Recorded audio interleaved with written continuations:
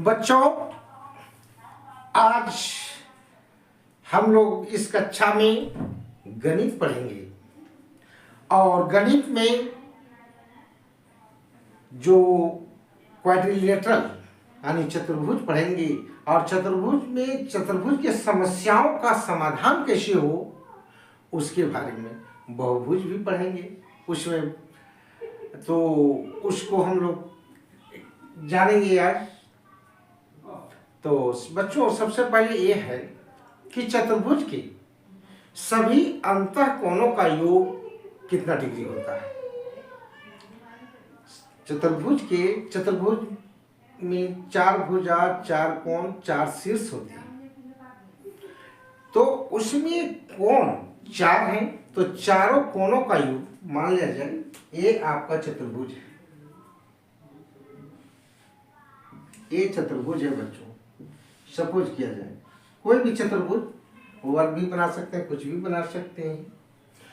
तो एक चतुर्भुज कह रहा है, इसमें चार कोण बन रहा है, एक कोण, एक कोण, एक कोण और एक कोण। ये चारों कोणों का योग कितना होगा? तो बच्चों याद रखेंगे 360 डिग्री। अब यहां कभी कभी पूछ देता है बच्चों कि चतुर्भुज के अंतःकोणों का योग कितने समकोण के बराबर होता है। तो याद रहे बच्चों, 90 डिग्री में एक समकोण होता है, 90 डिग्री में एक समकोण होता है। तो यहाँ 360 डिग्री है, तो 90 से इसको डिवाइड करना होगा। 90 से इसको विभाजित करेंगे, भाग देंगे तो आएगा 9 चौका 36 यानी 4 समकोण। कितना आएगा? 4 समकोण। अब बच्चों कभी कभी पूछता है चतुर्भुज में ही, तो चतुर्भुज में कहेगा चतुर्भुज के बहिष्कोणों का योग कितना डिग्री होता है।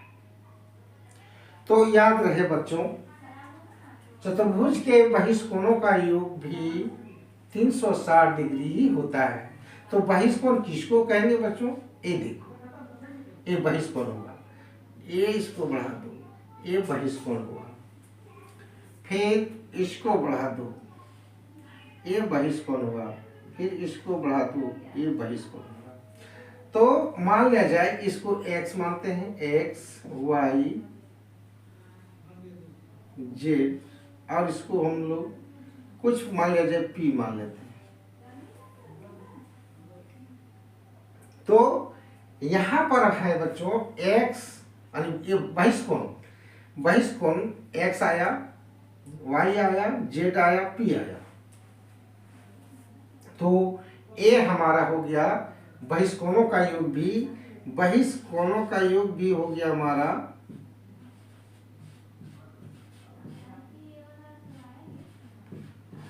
360 डिग्री। बहिष्कोणों का योग यानी चतुर्भुज है तो चतुर्भुज याद रखेंगे 360, और अंतःकोणों का योग भी 360। यानी इसमें लिख सकते हैं चतुर्भुज की पूरा अगर लिखना है, चतुर्भुज के बहिष्कोणों का योग 360 डिग्री, उसी प्रकार से चतुर्भुज के अंतःकोणों का योग 360 डिग्री। तो ये हुआ चतुर्भुज का बच्चों। अब इसी में कभी कभी पूछता है पंचभुज के बहिष्कोणों का योग कितना हो, तो उसमें भी होगा 360 डिग्री। बहिष्कोणों का पंचभुज हो, चाहे षष्ठभुज हो, सप्तभुज हो, 10 भुज हो, 20 भुज हो, जितना भी बहुभुज वाला हो, चाहे वो त्रिभुज क्यों ना हो, उसमें भी होता है 360 डिग्री ही होगा बच्चों। कितना होगा? 360 डिग्री। कौन? किसका? बहिष्कोणों का, जो यहाँ लिखे हैं बहिष्कोणों का। अभी पंचभुज के बहिष्कोणों का योग 360, षष्ठभुज के बहिष्कोणों का योग 360, 12 भुज के बहिष्कोणों का योग 360, यानी सभी कोणों का योग हमारा 360, चाहे कोई भी बहुभुज हो। तो ये समझ गए होंगे बच्चों, ये बहुत इम्पोर्टेंट है। लेकिन अंतः कोणों का योग बदल जाएगा। जैसे त्रिभुज के अंतः कोणों का योग कितना होता है? 180 डिग्री। अब चतुर्भुज में आ गए तो हमारा कितना डिग्री हुआ? अंतः कोणों का योग कितना हुआ? 360 डिग्री। तो इसी तरह से पंचभुज में 540 डिग्री होगा अंतः कोणों का योग, लेकिन बहिष्कोणों का योग 360 डिग्री ही रहेगा। तो ये ध्यान में रखेंगे बच्चों, भूलिएगा नहीं। चाहे कोई भी क्वाड्रिलेटरल हो या कोई भी हेक्सागोनल हो, मैंने क्या कहते हैं बहुभुज हो, तो उसमें पॉलीगन जिसको कहते हैं। तो ये हो गया बच्चों। अब हम लोग आगे की ओर चलते हैं। ये सब समस्या परीक्षा में निश्चित रूप से आता ही आता है, और ऐसे परीक्षा के लिए ही केवल नहीं पढ़ेंगे बच्चों, अपने जानकारी के लिए भी हमें ध्यान देना चाहिए, जानना चाहिए। ऐसा नहीं कि हम केवल परीक्षा की तैयारी के लिए ही याद करें और पढ़ें। माने दैट इज रॉन्ग थिंकिंग। आप एक स्टूडेंट हैं और स्टूडेंट के नाते हर चीज की जानकारी होनी आवश्यक है। अब है बच्चों, कह रहा है प्रश्न, मान लिया जाए घन या घनाभ, क्यूबाइड या क्यूब में कितने किनारे होते हैं? तो ये परीक्षा में आ चुका है, इसलिए मैं बात को रख रहा हूं। जैसे मान लिया जाए बच्चों, ये हमारा घनाभ, सब कुछ एक घनाभ है ही। बुक भी हमारा घनाभ होता है, बुक ही चलते हैं, लेकिन इसी में हम चले। जैसे देख कितना किनारा देखो बच्चों, एक ये वाला किनारा, फिर नीचे वाला किनारा, 2, फिर ए साइड का एक किनारा 4, फिर एक किनारा और एक किनारा 6, और एक किनारा और एक किनारा कितना हो गया बच्चों? 8। अब है कि अब एक किनारा भी देखिए, एक छोटा बड़ा किनारा, 1 2 3 और ये ऊपर से नीचे 4। हमारा रूम भी, घर भी, स्कूल का कमरा भी घनाभ होता है। घनाभाकार ही करीब 99% होता है। तो उसमें किनारा हो गया हमारा 12। कितना हो गया बच्चों? 12। अब पूछेगा क्यूब में कितना किनारा होता है? तो क्यूब मानी घन में भी वही बात है, कितना किनारा होता है। तो अब है, थोड़ा सा एक चित्र ही बना देता हूं जब चल रहे हैं। तो ये हमारा घनाभ हुआ, ये हमारा घनाभ। तो इसमें तो बच्चों 1 2 3 4, नीचे 4 ऊपर 4 और 4 जो खड़ी है 12 हो गया। अब कभी कभी कहता है कि घनाभ में कितने शीर्ष होते हैं? शीर्ष का मतलब होता है बच्चों इसका, जिसको कहते हैं अंग्रेजी में वर्टिसेस। तो एक कोना 3 लो, एक ऊपर में 4 कोना, ये देखिए यहाँ 4 गो शीर्ष है ऊपर और 4 गो नीचे, तो होता है 8। कितना होता है बच्चों? 8। अब इसमें कभी कभी परीक्षा सतह पूछता है, सतह कितने होते हैं? तो सतह फिर उसी को दिखाया जाए। अभी जो देख रहे हैं बच्चों, सतह यानी सरफेस 1 2 ऊपर नीचे, दाएं बाएं 4, आगे पीछे ये वाला फेस, आगे मतलब ये वाला फेस, आगे पीछे, दाएं बाएं ऊपर नीचे, 6 फेस होता है। कितना फेस होता है बच्चों? सतह कितना होता है? 6। तो एक हम लोग जान गए, इसको कहते हैं घनाभ। तो घनाभ के बारे में हम लोगों को पढ़ेंगे, बहुत कुछ इसमें जानना है, समझना है। तो फिर अभी फिलहाल इतना हम लोग जान लेते हैं। इसके बाद हम लोग अगली कक्षाओं में घन के बारे में बहुत से प्रश्न सॉल्व करना होगा हम लोगों को। और उसको जानेंगे। फिलहाल ये जान लीजिए। अब है बच्चों अगला प्रश्न में हम लोग चलते हैं। अब है कि एक प्रश्न और आया था कि उस चतुर्भुज का नाम बताएं। उस चतुर्भुज का यानी उस क्वाड्रिलेटरल का नाम बताना है जिसके विकर्ण एक दूसरे को लंब समद्विभाजित करते हैं। जिसके विकर्ण एक दूसरे को लंब समद्विभाजित करते हैं। लंब का मतलब जान रहे हैं बच्चों, एक दूसरे को 90 डिग्री पर काटना, उसको कहते हैं लंब माने लंब। और समद्विभाजित करना नहीं, लंब समद्विभाजित, यानी दो बराबर भागों में बांटना। तो बच्चों इसको हम लोग ऐसे भी कर सकते हैं।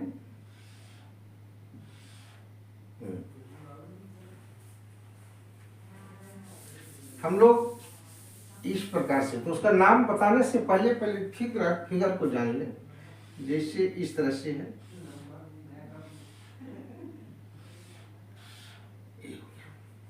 उतना अच्छा तो नहीं बना लेकिन फिर भी ठीक है बच्चों, कोई समझने के लिए।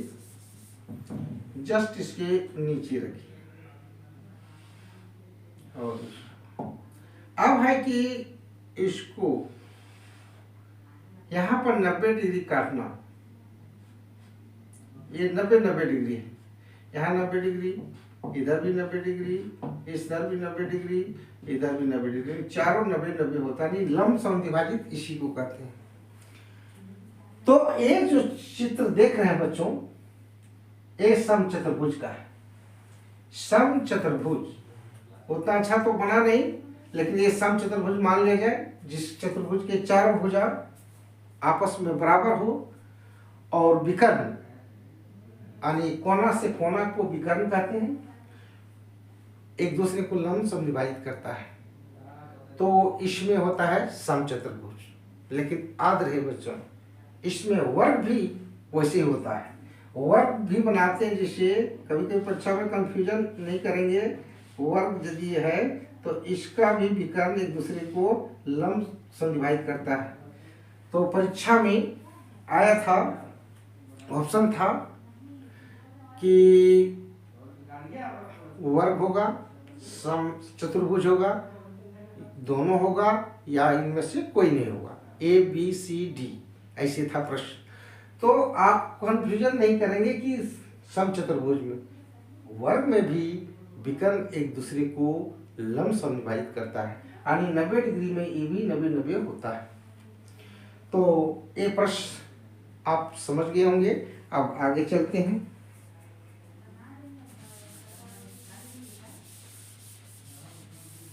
तो ये सब देखते जाइए बच्चों। अगला प्रश्न में हम लोग कुछ अलग चीज देखते हैं। अब है अगला प्रश्न हम लोगों के सामने, समांतर चतुर्भुज की समूह कोण क्या होते हैं, आपस में क्या होते हैं। तो इसका होता है बच्चों, समांतर चतुर्भुज के आपस का कोण जो होता है वो बराबर, समूह कोण जो होता है वो बराबर होता है। क्या होता है? बराबर। तो समांतर चतुर्भुज के और फिगर थोड़ा सा बना लेना जरूरी है। तो बच्चों ये आपका समांतर चतुर्भुज होगा। थोड़ा समांतर चतुर्भुज को ढंग से बना दें ताकि आप लोग को भी समझ में आ जाए। ए है समांतर चतुर्भुज, जैसे A B C D, ABCD एक समांतर चतुर्भुज होगा बच्चों। अब इसमें कह रहा है कि समूह में क्या रिलेशन है, क्या संबंध है या क्या होते हैं। तो इसमें समूह कोण अभी हम क्या बोले, बराबर होता है। तो समूह कोण बराबर का मतलब हुआ बच्चों A कोण और A कोण। अगर ये 60 डिग्री है तो निश्चित है ये 60 डिग्री होता है, समूह कोण हो गया। तब ये बराबर होगा तो समूह कोण ये भी तो होगा। तो ये कितना होगा बच्चों, तो 120 डिग्री होगा। और ये भी 120 डिग्री होगा। एक तो इस तरह से जान लेंगे बच्चों, ये दोनों बराबर होगा और ये बराबर होगा, और ये दोनों का कोणों का योग 180 डिग्री होगा। याद रखेंगे हमेशा, ये दोनों कोण, चाहे ये दोनों कोण, चाहे ये दोनों कोण, चाहे ये दोनों कोण, अब हमेशा 180 डिग्री होगा, और ये समूह कोण हमेशा बराबर होगा ही। तो ये समझ गए होंगे बच्चों। अब अगला प्रश्न हम लोग चलते हैं।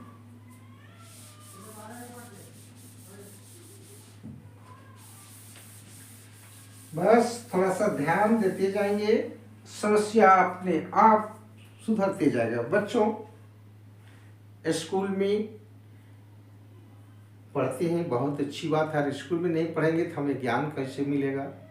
स्कूल होता है पढ़ने के लिए, लेकिन कुछ बच्चे विद्यालय में, चाहे वो प्राइवेट हो या गवर्नमेंट का, बच्चे थोड़ा सा लापरवाही करते हैं।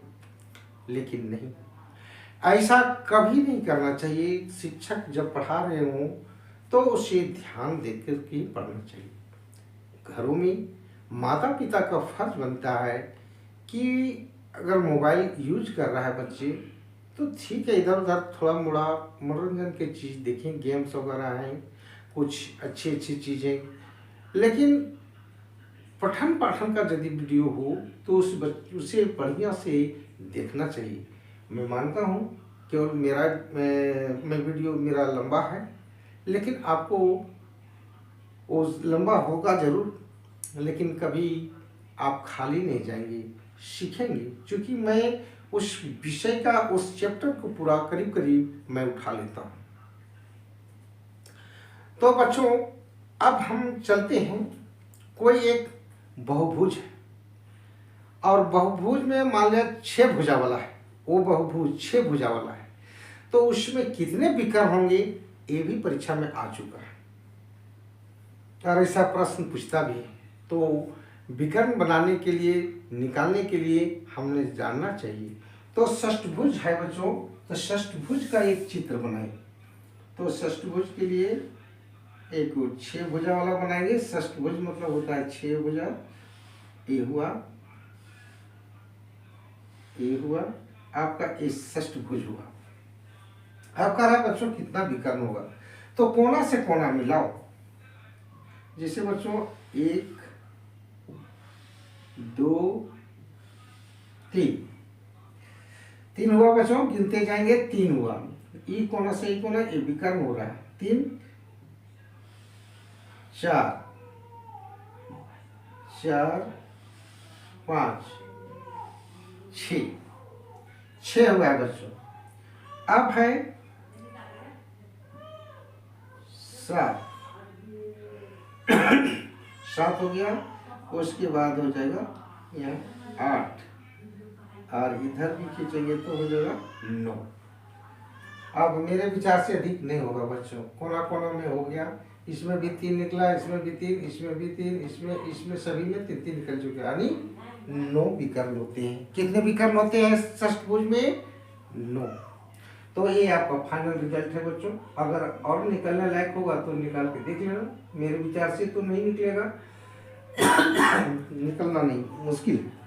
तो 9 आपके विकर्ण हुए षष्ठभुज में।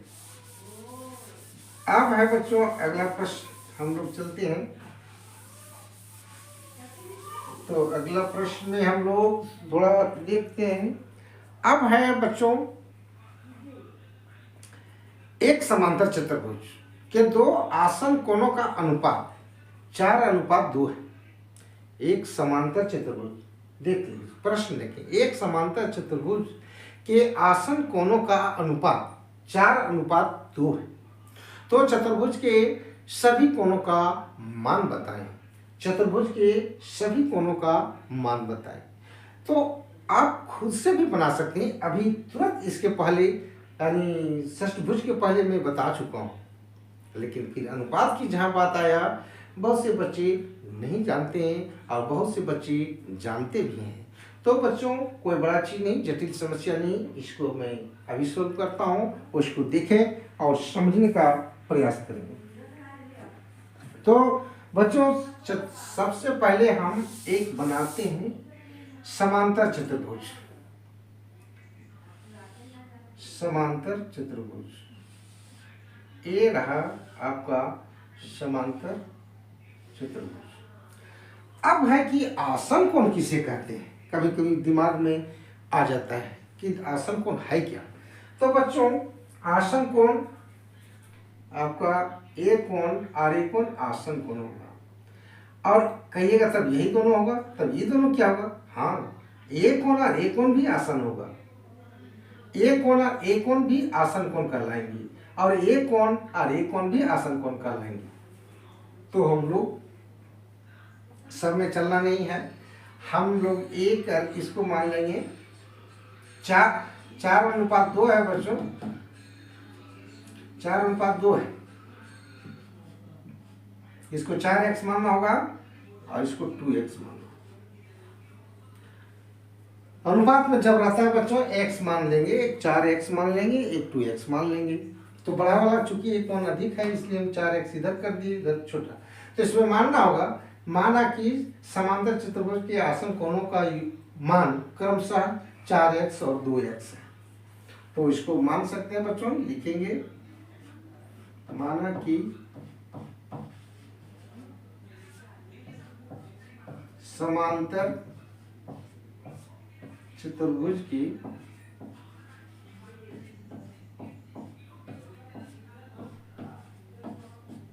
आसन कोण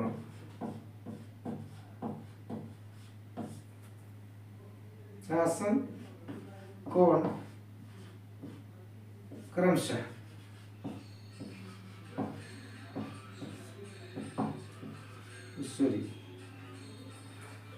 क्रमशः 4x और 2x है, 4x और 2x। आप प्रश्न से यदि चलेंगे, दोनों कोणों का योग कर रहा है, तो दोनों कोण 4x + 2x बराबर, आपको ये दोनों का योग बच्चों हमेशा 180 डिग्री होता है, याद रखेंगे। दो आसन कोणों का योग 180 डिग्री, बस हिसाब बन गया। भाई इतना केवल जान लो बच्चों, दो आसन कोणों का योग हमेशा 180 डिग्री होते हैं, ठीक है। तो यहाँ पर कितना हो जाएगा बच्चों? 6x = 180 degree. इसलिए x बराबर कितना होगा बच्चों? 180/6 और 6 × 18 और 30 डिग्री आपका हो गया बच्चों x का मान। तो ये कितना होगा बच्चों? 30 दूनी 60, ये हो जाएगा 60 डिग्री, और ये हो जाएगा 30 चौका 20, ये हो जाएगा 120 डिग्री। तो अभी इसके पहले मैं बता चुका हूँ बच्चों, इसमें कह रहा है अन्य आसन कोणों का योग, अन्य सभी कोणों का मान बताएं। तो सभी कोण हो जाएगा बच्चों 120 है, समूह कोण ही हुआ 120, ये होगा। ये 60 डिग्री है, इसका समूह कोण ये हुआ, तो ये भी 60 डिग्री होगा। इस प्रकार से हमारा चारों कोण बहुत ही आसानी से निकल गया। तो है ना अच्छी बात है बच्चों, आप खुद से बना सकते हैं। कभी यहाँ 4:2 की जगह में 5:3 दे देगा, 6:2 दे देगा, कुछ भी तो दे सकता है अनुपात। तो वैसी स्थिति में आप बनाने का तरीका तो आपको यही होगा, आप बना सकते हैं और आप मैथ के प्रॉब्लम को स्वयं सॉल्व कर सकते हैं। तो अब हम लोग अगला प्रश्न चलते हैं बच्चों। मेरे विचार से इसको समझ गए होंगे बढ़िया से, परीक्षा में आएगा ही आएगा। इस तरह से बनाएंगे बच्चों तो आपका दिमाग भी बहुत ही इंक्रीज करेगा, आगे बढ़ेगा, समझ में आते रहेगा। तो अब हम लोग अगला प्रश्न। अब है बच्चों चतुर्भुज के कौन कौन से प्रकार हैं, ये बताइए। चतुर्भुज के प्रकार, तो चतुर्भुज का प्रकार कौन कौन होता है बच्चों? चतुर्भुज जिसमें 4 भुजा होते, तो चतुर्भुज में 4 भुजा किस में होता है? एक होता है वर्ग। क्या होता है? वर्ग। वर्ग के बाद, जिसको अंग्रेजी में स्क्वायर कहते हैं बच्चों, उसके बाद आयत। आयत को हम लोग रेक्टेंगल कहते हैं। फिर हमारा होता है समांतर चतुर्भुज, जिसको हम लोग पैरेललोग्राम कहते हैं। उसके बाद होता है बच्चों समचतुर्भुज। समचतुर्भुज जिसको हम लोग रोम्बस के नाम से जानते हैं। उसके बाद होता है बच्चों समलम या समलम, जिसको हम लोग ट्रेपीजियम के नाम से जानते हैं।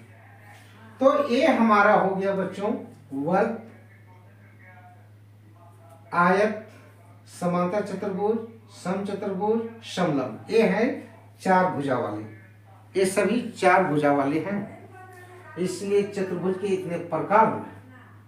एक और होता है बच्चों, क्लास 10 में पढ़ेंगे, जो चक्रीय चतुर्भुज के नाम से जाना जाता है, जो वृत्त के अंदर होता है। तो कोई बात नहीं, अभी हम लोग इतने जानेंगे। तो ये हमारा हो गया समलम, समचतुर्भुज, समांतर चतुर्भुज, आयत और वर्ग।